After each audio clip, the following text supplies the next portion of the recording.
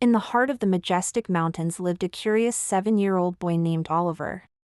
He shared a cozy little cabin with his Grandpa Pedro, a man with eyes as blue as the sky and a long, white beard that held tales of distant lands. Oliver had never seen the sea, but his imagination sailed on the waves of his grandfather's stories. He'd listen, wide-eyed, as Grandpa Pedro described a magical place where the water stretched forever, where fish painted in every color of the rainbow swam freely, and where graceful dolphins leaped towards the sun. The sea was a mystery, a song Oliver had only heard in his dreams. One bright morning, as the sun painted the mountain peaks gold, Oliver looked at his grandfather with a determined sparkle in his blue eyes. "Grandpa," he said, his voice full of hope, "can we go see the sea? I want to see the dolphins jump." Grandpa Pedro smiled, his kind face crinkling like an old map. "Of course, little explorer," he chuckled. "An adventure it is." And so, they began their preparation. They packed their backpacks with apples, fresh bread, and warm blankets, their hearts buzzing with excitement. With a final wave to their mountain home, they stepped onto the path, beginning their great journey down from the clouds. Their first day was a symphony of discovery. They followed winding trails that snaked down the mountainside, where sunlight filtered through the tall trees. Oliver was amazed by a flutter of golden butterflies that danced around them like living sunshine. They even found a secret waterfall, its water cascading into a crystal-clear pool, a hidden gem tucked away in the forest. The second day led them through lush, green valleys. It was like walking through a painter's palette, with wildflowers of every color imaginable dotting the landscape.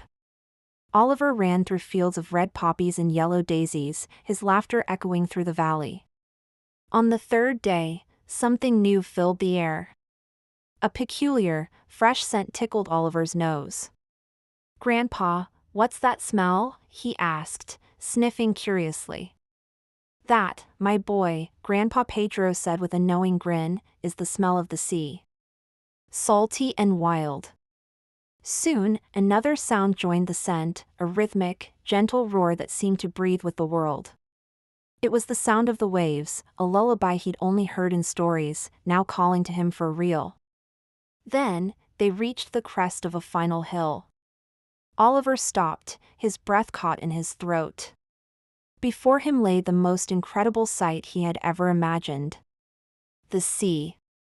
It was immense, a vast expanse of shimmering blue that stretched to the very edge of the world, sparkling under the sun like millions of scattered diamonds. It's real," he whispered in awe. With a joyful shout, Oliver ran down the sandy slope. He kicked off his boots, feeling the warm, soft sand squish between his toes for the first time. He raced towards the water's edge. And a gentle wave rushed in to greet him, its cool foam tickling his ankles. He giggled, splashing and dancing with the endless water. The days that followed were pure magic. Oliver and Grandpa Pedro built magnificent sand castles with towering turrets and deep moats. He collected seashells, each one unique, their surfaces smooth and patterned with swirls of pink, white, and pearl.